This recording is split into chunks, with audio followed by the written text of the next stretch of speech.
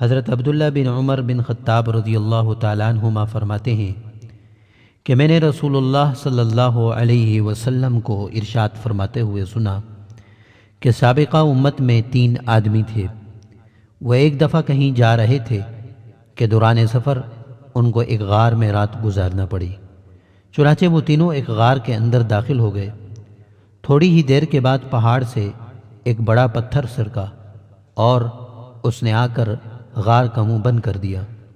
سب کہنے لگے کہ اس پتھر سے نجات اور خلاصی کی یہی صورت ہے کہ ہر آدمی اپنے نیک اعمال کا اللہ تعالیٰ کے سامنے وسیلہ پیش کر کے دعا کرے۔ چنانچہ ان میں ایک آدمی نے یوں دعا شروع کی کہ اے اللہ، میرے بوڑھے ماں باپ تھے، میں ان سے پہلے اپنے بچوں کو دودھ نہیں پلاتا تھا۔ ایک دن میں درختوں کی اور لکڑیوں کی تلاش میں دور نکل گیا۔ جب شام کو واپس آیا تو وہ دونوں سو چکے تھے۔ میں نے ان کے لیے رات کا دودھ دوہا۔ جب ان کی خدمت میں لے کر حاضر ہوا تو وہ سوئے ہوئے تھے۔ میں نے ان کو جگانا پسند نہیں کیا اور مجھے یہ بات بھی اچھی نہ لگی کہ میں ان سے پہلے اپنے بچوں کو دودھ پلاؤں۔ چنانچہ میں اسی حالت میں کہ دودھ کا پیالہ میرے ہاتھ میں تھا اور ان کے بیدار ہونے کا انتظار کرتا رہا، یہاں تک کہ ساری رات گزر گئی اور صبح صادق ہو گئی۔ میرے بچے میرے قدموں میں بلبلاتے رہے، پھر وہ بیدار ہوئے تو انہوں نے دودھ نوش کیا۔ اے اللہ، اگر میں نے یہ کام تیری رضا جوئی کے لیے کیا تھا تو اس پتھر کی وجہ سے جس پریشانی میں ہم مبتلا ہیں اس کو دور کر دے۔ چنانچہ وہ پتھر تھوڑا سا ہٹ گیا کہ ابھی اس سے نکلنا مشکل ہی تھا۔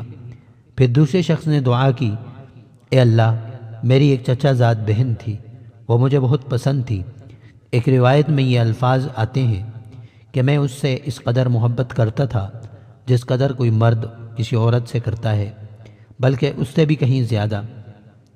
ایک دن میں نے اس سے برائی کا ارادہ کیا، وہ نہ مانی، حتیٰ کہ وہ قحط میں مبتلا ہوئی تو میرے پاس آئی۔ میں نے اس کو 120 دینار اس شرط پر دیے کہ وہ مجھے برائی کا موقع دے گی۔ وہ تیار ہو گئی، یہاں تک کہ جب میں نے اس پر قابو پا لیا تو وہ کہنے لگی، خدا سے ڈرو۔ پس میں اس سے دور ہو گیا، حالانکہ وہ مجھے بہت زیادہ محبوب تھی، اور جو سونا میں نے اس کو دیا تھا واپس نہیں لیا۔ اے اللہ، اگر میں نے یہ کام تیری خوشنودی کے لیے کیا تھا تو اس مصیبت سے ہمیں نجات دے دے جس میں ہم مبتلا ہیں۔ چنانچہ وہ پتھر تھوڑا سا مزید ہٹا اور اس سے ابھی نکلنا مشکل تھا۔ پھر تیسرے شخص نے یوں دعا کی، اے اللہ، میں نے چند مزدور اجرت پر رکھے تھے، ایک آدمی کے سوا سب کی مزدوری میں نے ادا کر دی۔ وہ آدمی جس کی مزدوری میں نے ادا نہیں کی تھی وہ اپنی مزدوری چھوڑ کر چلا گیا تھا۔ میں نے اس کی اجرت کو بڑھایا یہاں تک کہ اس سے اموال کثیرہ ہو گئے۔ پھر ایک عرصے کے بعد وہ آیا، اس نے کہا، اے اللہ کے بندے، میری اجرت مجھے دے دو۔ تو میں نے کہا، یہ اونٹ، گائے، بکریاں اور غلام وغیرہ جو کچھ تجھے نظر آ رہے ہیں یہ سب تیری ہی اجرت ہے۔ اس نے کہا، اے اللہ کے بندے، میرے ساتھ مذاق نہ کر۔ میں نے کہا، میں تیرے ساتھ مذاق نہیں کر رہا۔ چنانچہ اس نے وہ سارا مال لیا اور سارے جانور ہانک کر لے گیا، کوئی چیز نہیں چھوڑی۔ اے اللہ، اگر میں نے یہ کام تیری رضا حاصل کرنے کے لیے کیا تھا تو ہمیں اس مصیبت سے چھٹکارا عطا فرما دے جس میں ہم سب مبتلا ہیں۔ چنانچہ وہ پتھر دور ہو گیا اور وہ تینوں اس غار سے نکل کر آ گئے۔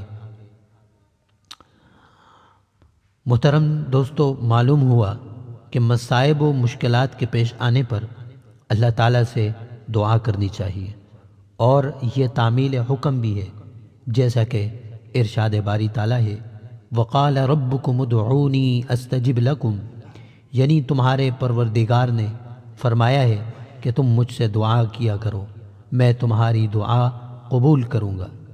نیک اعمال کو وسیلہ میں پیش کرنا جائز ہے۔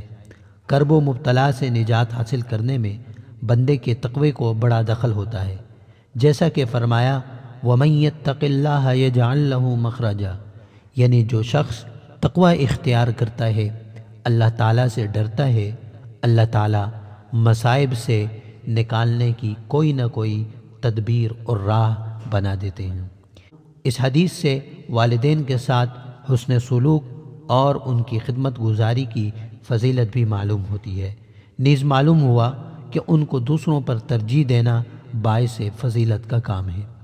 پاک دامنی اور غیر محرم عورتوں سے دور رہنے کی فضیلت بھی معلوم ہوتی ہے، اور اس کے ساتھ یہ بھی معلوم ہوتا ہے کہ معاملات میں امانت کی ادائیگی اور فیض و سخاوت سے کام لینا یہ بہت اچھا عمل ہے۔ اس سے ثابت ہوا کہ اولیاء اکرام کی کرامات برحق ہیں، جیسا کہ اہل سنت والجماعت کا مذہب ہے۔ اللہ تعالی ہم سب کو عمل کی توفیق عطا فرمائے۔